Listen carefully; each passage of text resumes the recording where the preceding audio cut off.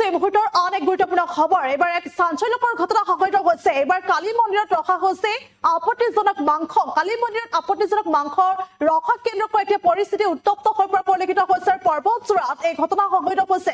আমি সবিশেষ তথ্য লৈ আহিছো। আৰু এবাৰ আপত্তিজনক মাংস কেন্দ্ৰ কৰি এবাৰ পৰিস্থিতি উত্তপ্ত হৈ পৰিছে। কালী মন্দিৰত ৰখা হৈছে আপত্তিজনক মাংস আৰু আপত্তিজনক মাংস উদ্ধাৰৰ পাছতে এতিয়া পৰিস্থিতি উত্তপ্ত হৈ পৰা পৰিলক্ষিত হৈছে। আৰু পৰ্বতচূড়াৰ বগুৰিবাৰীত এই চাঞ্চল্যকৰ ঘটনা সংঘটিত হৈছে। বগুৰিবাৰীৰ ঐতিহাসিক প্ৰচেষ্টাত কালী মন্দিৰত এই অঘটন সংঘটিত হৈছে।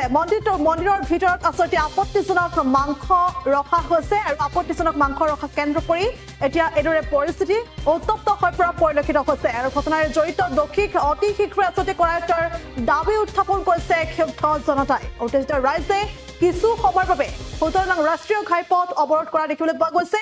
আমি দৃশ্যাংশ দেখুৱাৰ যত্ন কৰিছো। আৰু এইদৰে ১৭ নং ৰাষ্ট্ৰীয় ঘাইপথ এতিয়া উত্তেজিত জনতাই অৱৰোধ কৰিছে।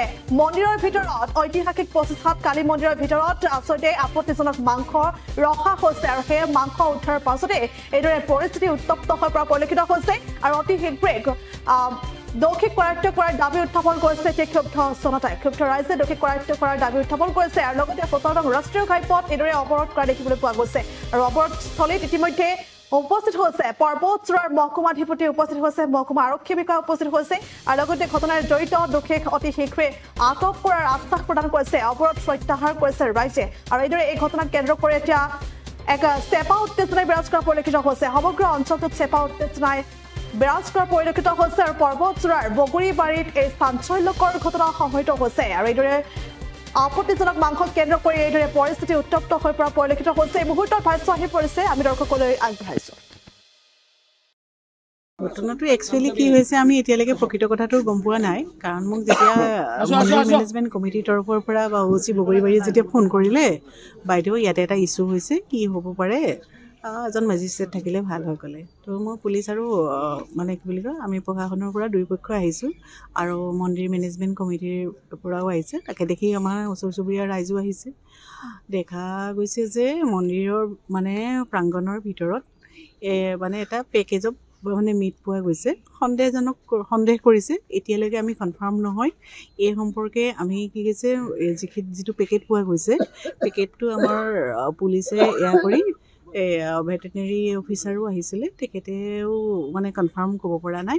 এইকাৰণে আমি ফৰেঞ্চিকৰ কাৰণে ব্যৱস্থা কৰা হৈছে। আৰু লগতে এই কাৰ্যটো কোনে কৰিছিলে সেই সম্পৰ্কে পুলিচ আহিছে, তেখেতলোকে ইনভেষ্টিগেশ্যন কৰি আছে। তো এতিয়া মানে কি বুলি কয় আপোনালোকে দেখিছে এডিশ্যনেল SP আহিছে কোকৰাঝাৰৰ পৰা, তেখেতলোকে ইনভেষ্টিগেশ্যন কৰি আছে। ইনভেষ্টিগেশ্যন কৰাৰ পিছত যদি কোনোবা মিছক্ৰিয়েণ্ট আছে, যে কোনোবাই যদি অপকৰ্ম কৰোঁ বুলি ভাবিছে বা কোনোবা এটা ভুলক্ৰমে হৈছে নে কি হৈছে, এতিয়ালৈকে আমি সঠিকভাৱে ক'ব পৰা নাই। কিন্তু বাইদেউ এটা কথা দেখা গৈছে যে ইমান ঐতিহ্যমণ্ডিত এটা মন্দিৰ, মানে পৃথিৱীৰ অদ্বিতীয় বুলি যাক কোৱা হয়, এইখন মন্দিৰত CC কেমেৰাৰ ব্যৱস্থা নাই জানো?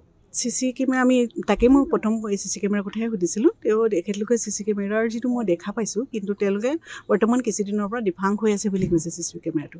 আজি মই তেখেতলোকক মন্দিৰ মেনেজমেণ্ট কমিটিক কৈছোঁ যে আজিৰ ভিতৰতে আপুনি CC কেমেৰাটো ফাংচনেল কৰি ৰাখক। যিহেতু বাইদেউ এটা আপত্তিজনক মাংস পোৱা গৈছে বুলি এটা মানে অভিযোগ আহিছে, এই ক্ষেত্ৰত দুটা পক্ষৰ বা আপুনি কি মেছেজ দিব দিব? এইটো সম্পৰ্কত মই এতিয়া একো বিশেষ কমেণ্ট দিব পৰা নাই। কাৰণ মানুহে ধৰক সন্দেহ কৰিছে, যেতিয়ালৈকে মই বৈজ্ঞানিকভাৱে কথাটো মানে স্পষ্ট নহয় তেতিয়ালৈকেতো মই ক'ব নোৱাৰিম নহয়।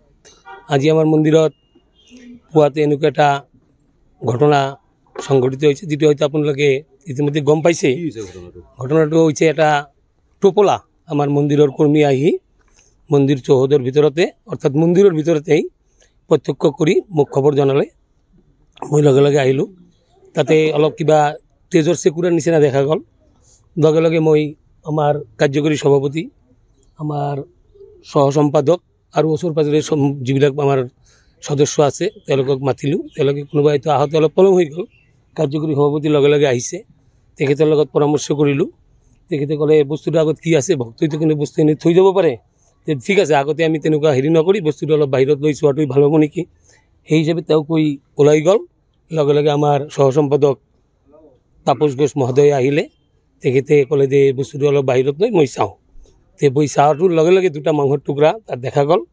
আৰু এইটো লগে লগে প্ৰশাসনক অৱগত কৰা হ'ল। বগুৰিবাৰী থানাত OC আৰু উচ্চ পদস্থ বিষয়া DPO ছাৰ কোকৰাঝাৰৰ পৰা পুলিচৰ বিষয়ে আমাৰ পৰ্বতঝৰাৰ মাননীয় SDO মহোদয়া আহি উপস্থিত হৈছে সকলোৱে ঘটনাৰ অনুবেক্ষণ কৰি তদন্ত কৰি যিটো বিহিত ব্যৱস্থা লোৱা যাবি বুলি আমাক অৱগত কৰাইছে তেওঁলোকে অনুসন্ধান চলাই আছে এইখিনি মোৰ ফালৰ পৰা ক'ব লগা এই দেখা গৈছে যে ইয়াৰ পূৰ্বেও কেইবাটাও ঘটনা এনেধৰণে সংঘটিত হোৱাৰ অভিযোগ আহিছে ইমান এটা ডাঙৰ এটা মন্দিৰ ইমান বিখ্যাত মন্দিৰ এই মন্দিৰ চৌহদত CC কেমেৰাৰ ব্যৱস্থা নাই জানো আছে CC কেমেৰা ইতিমধ্যে আমি 24 তাৰিখৰ ৰেজুলেশ্যনত আমি কমিটিৰ ফালৰ পৰা জনোৱা হৈছে এটা ফাইনেন্সৰ কথা আছে এইবিলাক ঠিক ঠাক কৰাৰ কাৰণে আমাৰ ভক্তৰ দান বৰঙণিৰ মন্দিৰ চলে ইয়াৰ পৰা বিলাসীপাৰাৰ পৰা মানুহ পঠাইছে আৰু সেই মানুহ আহি ইতিমধ্যে সব লৈয়ে গৈছে বাইদেৱেও এই বিষয়ে জানে যে আমি কেনেকৈ এইটো লগৰ ব্যৱস্থা কৰাইছে বাইদেউ আজিও খবৰ কৰিলে CC কেমেৰাটো বিকল হৈ থকা বুলি আমি গম পাওঁ এবং আমি কৰ্তৃপক্ষৰ লগত আমাৰ কমিটিৰ যিবিলাক বিষয়ববী আছে আমি 24 তাৰিখ মিটিঙত ডিচিশ্যন লৈছোঁ